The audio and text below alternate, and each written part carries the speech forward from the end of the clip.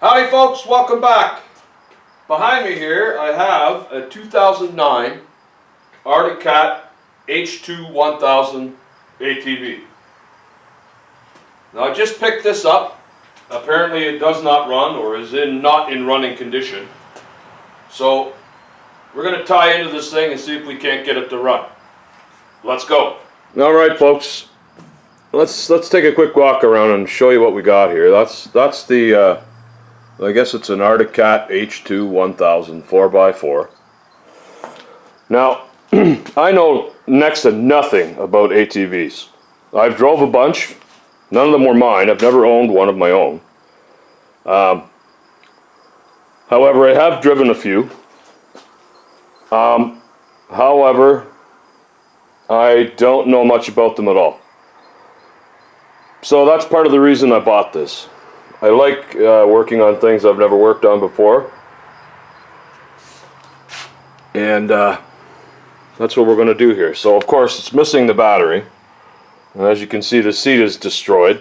There's the other portion of it there, which is pretty typical, but the rest of it does not look horrible. I mean, it's been used, it's scraped up and banged up, but nothing's really badly broke.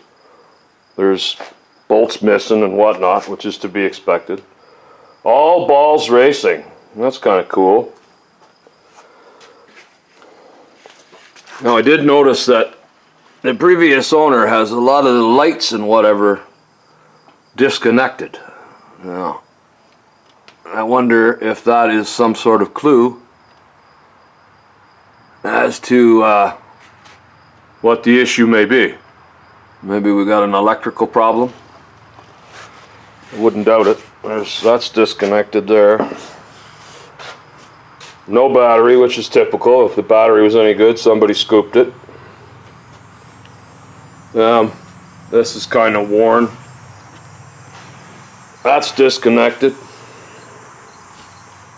Something missing there, a drink holder or something perhaps, I don't know. But it doesn't look terrible, I didn't think anyway. Not for some of the ones I've seen for sale.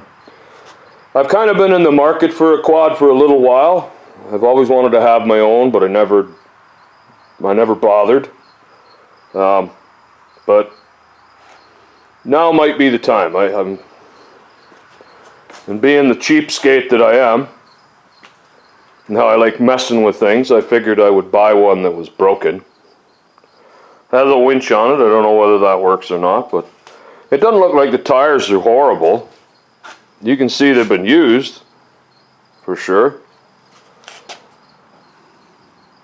Done a bit of spinning in their day, I would say, but that's about normal.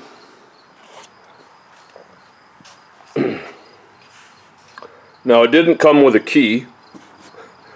I guess the previous owner lost the key, but I just jammed this old Kawasaki key that I happen to have here, and it actually works. So I don't know. Hopefully it's not one of those deals where there's a chip in the key and you have to have the key for it. I know there are some street bikes that have that. Though hopefully that's not the case here, but we will find out soon enough. I think I'm just gonna go ahead and I have a battery. I'm going to go ahead and put a battery in it and see what kind of things it does. Stand by. Alrighty folks, we got a battery hooked up now. And as a point of interest, before I forget, that's an Everstart battery from Walmart. Walmart carries those, and I have had very good luck with those. In lawnmowers, that is a motorcycle battery that I had out of one of my mini pull tractors. It's brand new, so we should be good to go there. But I just thought maybe it'd be worth mentioning that the last few years I've had very good luck with those Walmart batteries. So let's stuff him down in there. It's out of the road because it's liable to fall, and we'll turn on the key and we will see if anything happens. Oh. Wow, lighten up. Okay, but it's not saying anything, as I don't even know if it's supposed to. Don't know what that's supposed to do. The lighting, I think the sun's probably messing with that a little bit. Let me come round to the other side. The sun's quite bright outside today, so that might be causing some trouble. Let me get up on top. Oh boy. Now. Yeah. So it's not saying anything, and I don't even know if it's supposed to. Maybe it's not. I would assume that's start. I don't know. Not really sure what most of these buttons even do. Well, that's the winch. That much I do know, and that is working. I can hear it. Okay. Cool.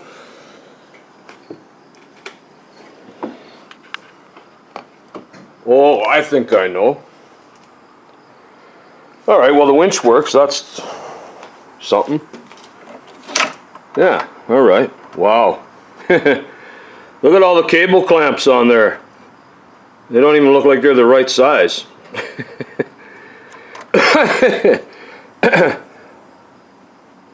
Well, we'll go over that later. That's not important, but that is a little bit overkill and not even the right size. I bet you I know. It's not in neutral, so let's see. I would guess. Well, not neutral. Let's see. Well, can I push it? Yeah, that's neutral. All right. What happens now? Nothing. What about lights? Will any of the lights work? Probably not. It looked to me like you had them disconnected. There. Well, we got one light. Nothing there. One there. Okay. Well.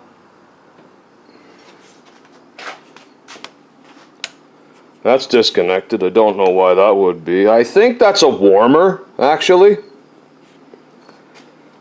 I'm pretty sure there's a warmer in this throttle, like use your thumb.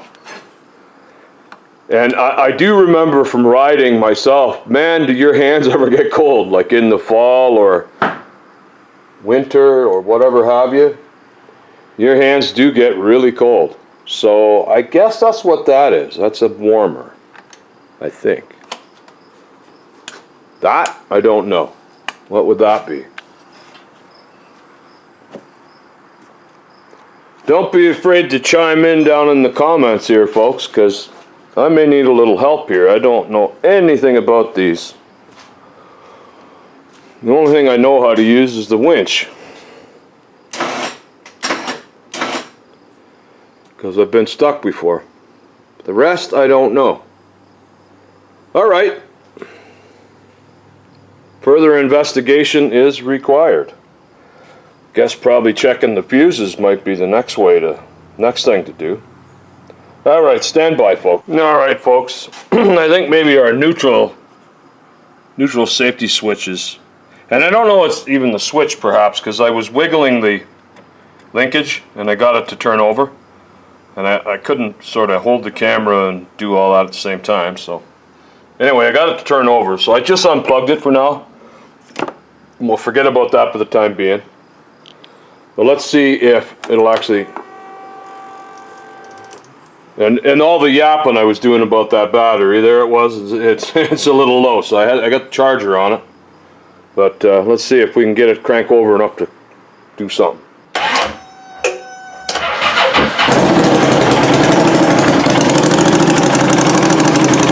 had to put the camera down, but there it is.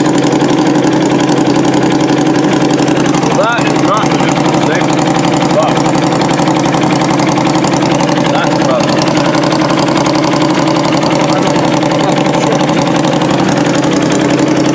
Anyway, run.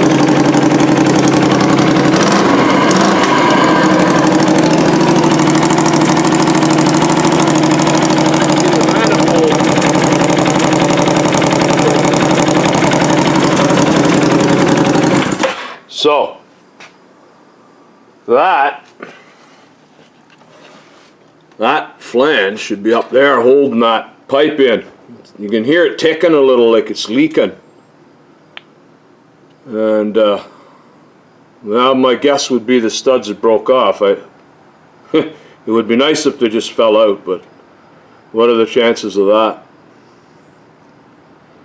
Anyway, that's what that noise is, that exhaust. But that we can fix. That we can fix. I've fixed that sort of thing before on motorcycles. So I guess that is not the neutral safety. I thought it was, because I still had to wiggle that to get it to go. I'm not sure. I'll have to look into that some more. But anyway, it runs. It runs. That's cool. Alright, I just want to make sure this has coolant in it before I run it too long. And it does. So that's cool. I already checked the oil. It's got oil in it, so we're good to go there. Now, we'll get rid of that. What I think I would like to do,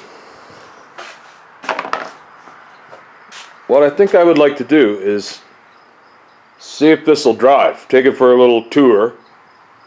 And if it drives and reverses and what have you, then I'm going to go ahead and change the title, because these are titled pieces of equipment. So meaning you have an ownership for it, so that you can plate it and insure it and drive it on the road or on the trails or whatever have you. Now, you don't have to. It's just like an old truck. If you're only going to drive it on the farm, then you don't have to bother. But if this is half decent, I think I wouldn't mind going for a few trail rips, you know. So I think if it's worthy, I'm going to go ahead and put the title into my name and carry on with some of the repairs that need to be made here. Alright, stand by guys. Let's see if we can't take this for a rip.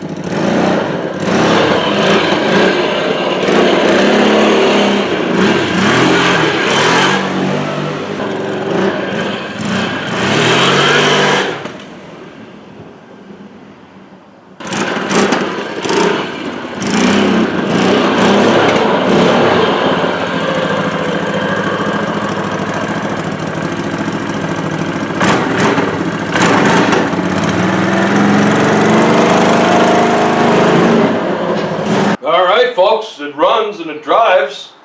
There's some stuff to fix on it, obviously, but high-low works, reverse works. I think the four-wheel drive worked. It was sort of hard to tell, but I believe that it did. So now I want to go through all these things that are not working and see if we can't get them to work. I don't know about this screen. It appears like it's crapped out. It's just glowing and it's not showing me anything. The speedometer doesn't work either. So, you know, perhaps that not working coupled with the fact that they were going to have to do those manifold bolts. That might have been a bad seat. That might have been enough to get them to say, well, let's upgrade. Because it seems to run fine. It just has that little tick because of the exhaust leak. And I don't think that's a major deal. I'm sure I'll be able to fix that. So, let me strip some of its clothes off here so we can see what's going on. Is some of these lights working and some of these other things working? Stand by. Alrighty. So now that it's sitting here practically naked, we can see a little bit more. And I believe I said that I thought the four-wheel drive worked, but I'm a meathead. That's impossible because it's missing the drive shaft. You can see the yoke there, and it's buggered. That yoke is missing, so that little drive shaft isn't even there. So I don't know what happened there. Somebody take it off, or it broke, or what happened, but it's not there, and I do not have it. So that's a little bit of sadness. The four-wheel drive was not working. And I also discovered that I had this lifted up, and it appears that it's locked in four-wheel drive. I lift the front end up and I spun it, and the input shaft turns with the wheels, which it should not do. And I believe this black box here that says Artic on it, I believe that's the shifter. It's electronic. And it doesn't do anything. I see that wire there, it's broke off the connector. So there's a pretty good chance that has something to do with it. And that may not be very easy to fix because it's broken, it's sheared right off at the end of the connector. I think I'm going to have to take that off in order to see if I can't repair that and get it to work. Better do that before I go any further, because this wouldn't be much good without four-wheel drive, now would it? Anyway, I did get a bit of good news, however. When I look at this, I don't know how well this is going to show up, but where that flange holds the exhaust tight, the bolts appear to be missing. They're not broke off. So I did not expect that to happen. That's a bit of good news. That I can fix relatively easily. Now, that doesn't concern me a whole lot. I'm a little bit more concerned with this four-wheel drive affair. I'm going to dig into that. I'm going to see if, hopefully I can get that black box off without too much trouble, and then maybe I can repair that broken wire and see if that thing will actually work. Stand by. Okie dokie. So we got our little actuator affair off here. That's what it looks like. Fancy plastic thing. Wasn't too hard to get off. I did have to run to town and buy myself a T30 Torx screwdriver, because you need it to be skinny enough to pass between the frame and some of these holes. Anyway, when I got it open, this is what it looks like. Not much wonder it doesn't work. So that wire being broke off, I don't think mattered a whole lot anyways. That is yucky. And I tried to rotate that motor. I pulled that little gear out, and that motor will not move, so I don't think there's a whole lot of sense in messing with that. However, so that's where it came from. Let me see if I can. There's a light. Might help us a little. So there's where it came from, and it pushes on that. See how that, I'm rocking the machine right now, and that turns because it's in gear. But if I push that in,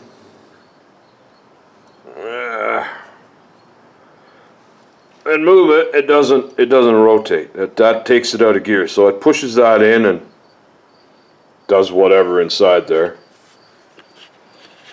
and takes that out of gear, and then it pops back. So I guess yeah, so anyway, that is buggered. So there's another part I'm going to have to look up, I guess. Now, it has rubber boots on it, and it had a definite sealant around the casing because it was hard to get apart. It was almost like a glue. But shame on you, Kawasaki, for putting up, or sorry, Artic. Shame on you, Artic, for putting something like that down there, right where this thing is probably going to be in the water, in the mud. Well, it will be most of its life. What did you think was going to happen to that? In all honesty, folks, that electronic actuator is kind of dumb. All you need is something to push that. What's wrong with a mechanical rod? Anywho, that's not how this happens to be, so I guess I'm going to have to look that up and see how much that's going to cost. I did look up the shaft and the yokes for that shaft. It wasn't terrible. It was about 180 bucks. Plus shipping, because of course I'm in Canada and we don't have anything in Canada, which is rather irritating. Alright, so moving along here, I took this off just to have a peek in here and see what's up with this. Now, it looks alright. Belt looks like it's in decent shape. The one thing I did notice, I was hearing some funny noises from this. Now, I guess maybe it's, I don't know. I don't know much about these variable speed clutches. You know, I hear it rattling a little, which I've read that that's a common thing with these. Now,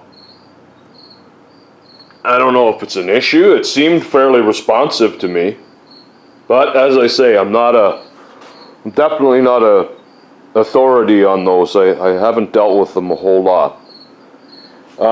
However, the support bearing in here, there's a seal here, I guess, keep the belt dust and whatnot out of the bearing. Stick my finger down in there and move the bearing. It turns alright, but I can feel it a clicking, like the bearing's gone or going. So that's not a big deal. That should be an easy fix. I might even have that bearing. So, what next? What next?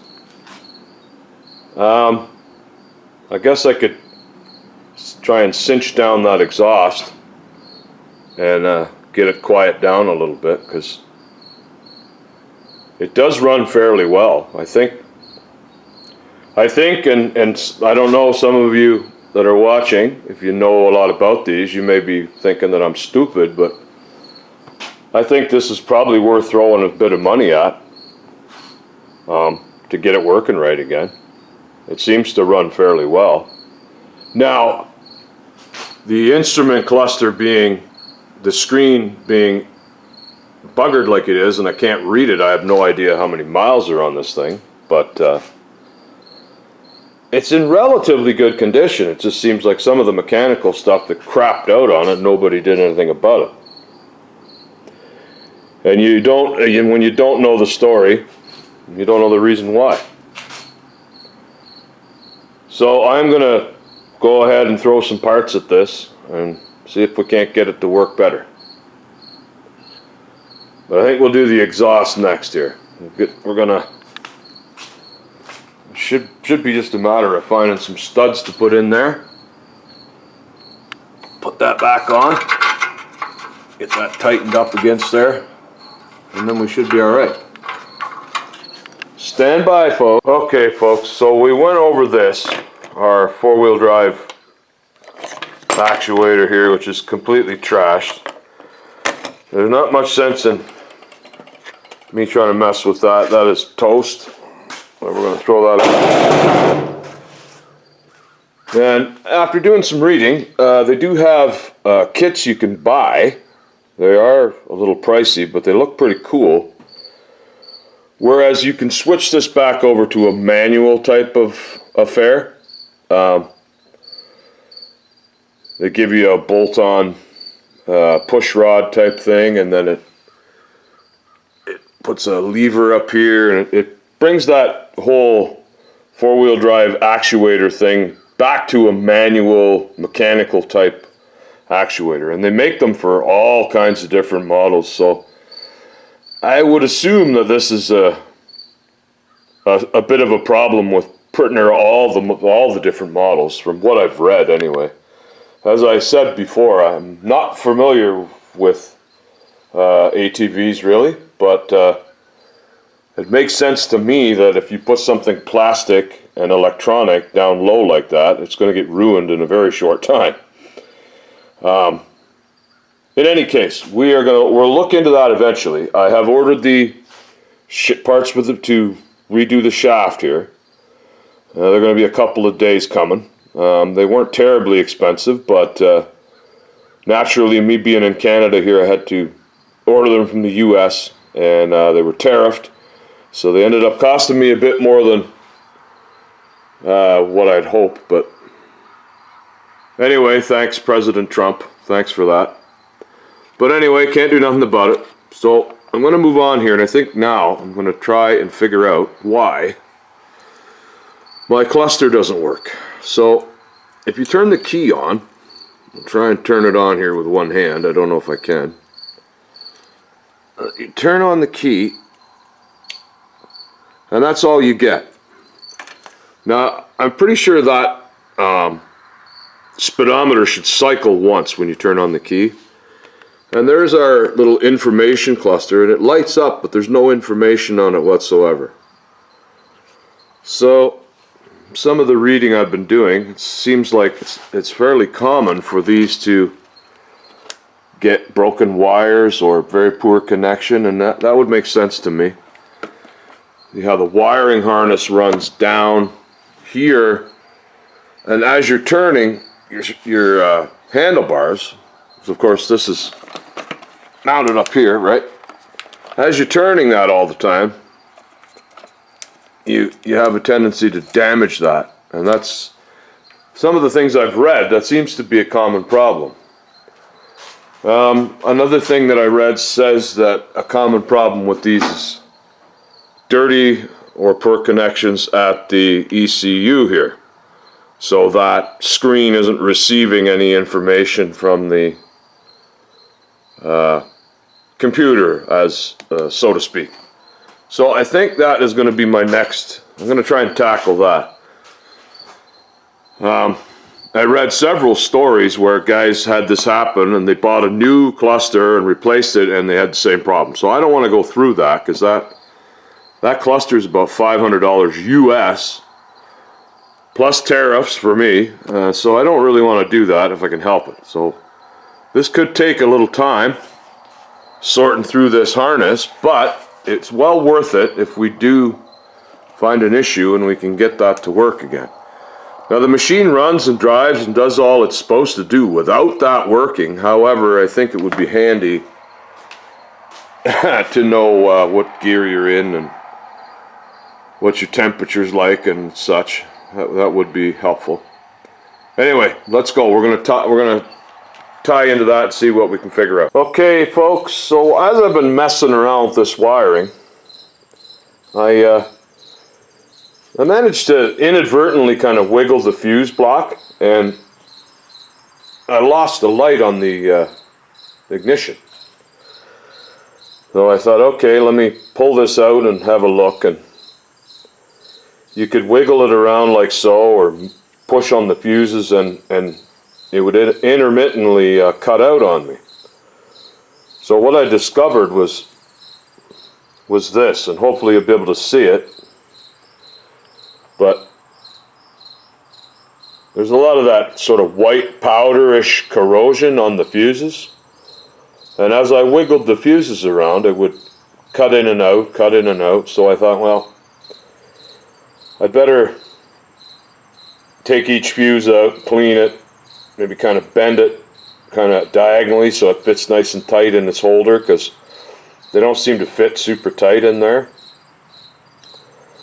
You know, when something electrical sits a long time, you'll get that kind of, I don't know what causes that white powdery crud, but some sort of chemical reaction, I guess, and that's a problem. You're going to get poor connection. So I'm going to go through all of these, the relays included, and clean all these spades so that we get good connection, because if we're getting intermittent connections, that's a problem. And I'm not sure whether that's going to solve our screen issue, which is still not telling me anything, but it's a place to start. We're going to work our way through the whole setup and see what we can figure out. So stand by while I clean up these fuses. Alright folks, we have our drive shaft installed. Now, I don't mind telling you, that was not very much fun. I did not video that because there was only enough room in there for my two hands, so you wouldn't have been able to see anything anyways. Being that it's such a short shaft, the only way to do it was to slip the shaft in and then assemble the yoke here. So you put the yoke in and put the 4 bearing caps in and the clips, which is a little tricky down here, trying to slip it in nicely so that you don't knock the needle bearings out. That's much nicer to assemble on a bench and then bolt it on, but that's not the way they designed that. You can't get at the nut back here, the big nut that holds this U-joint on, so this was sort of the only way I could see to do it anyways. So it was a bit of a stick handle, but that's on.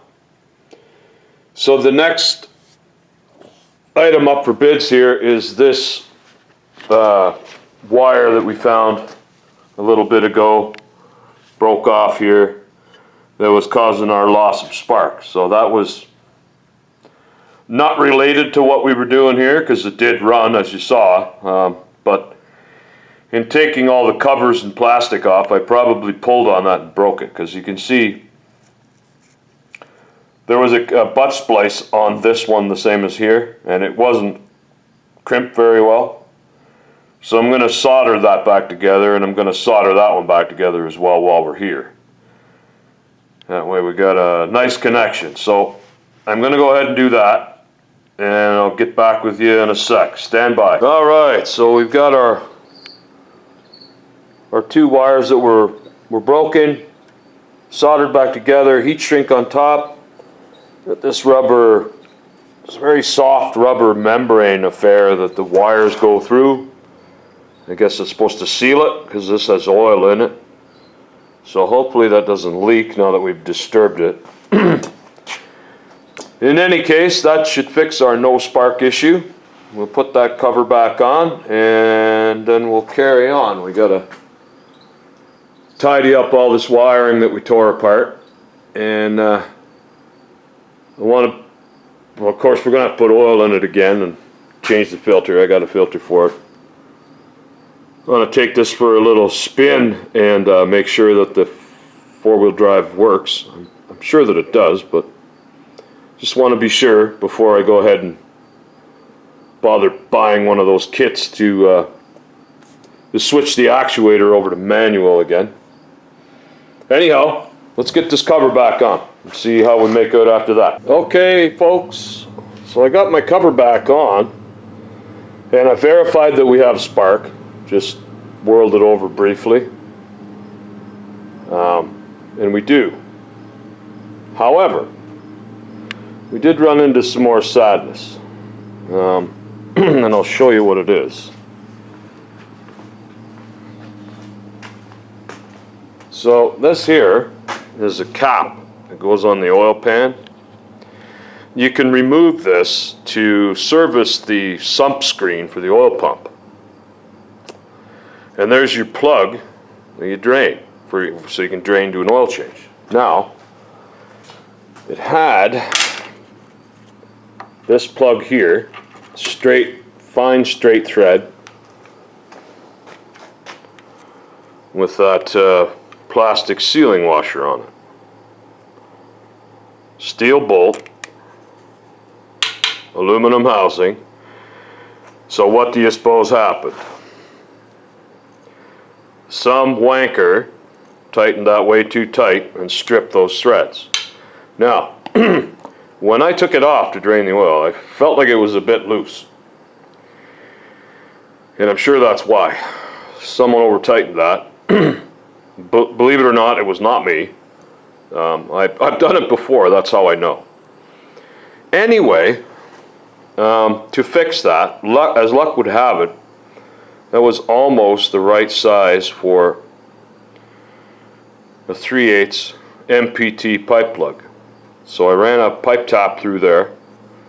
We're going to put this tapered pipe plug in there instead.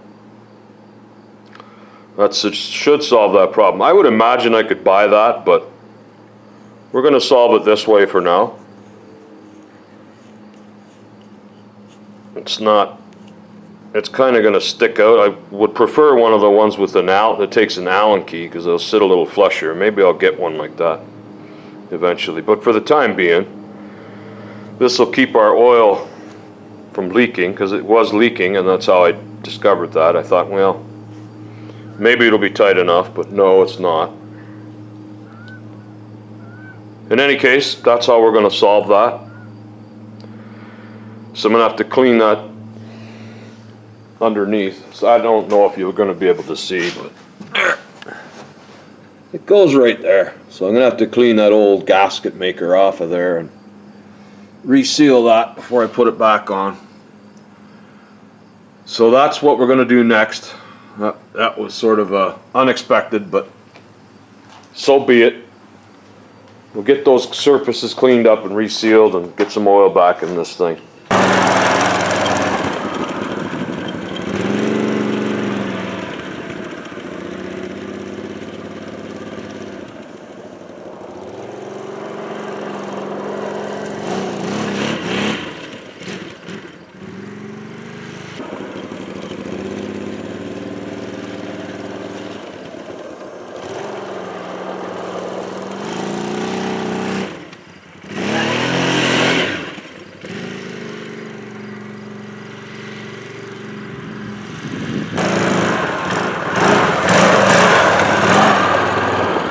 Alright folks, so that's super cool.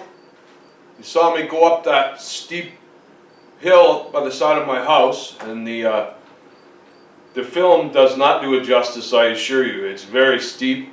You can barely weed eat it, let alone cut it. That's why it's covered in those creeping weeds. So I was doing that to test the four-wheel drive. There was not much chance it was going to make it up that without it. And you probably saw the front tires slipping there a little bit at the top. So that was the only reason I wanted to do that. So we got it, it's running decent again. Seems to run pretty well. Four-wheel drive does work. However, it's in four-wheel drive all the time because we don't have our actuator. I got all of the main things done that I wanted to do.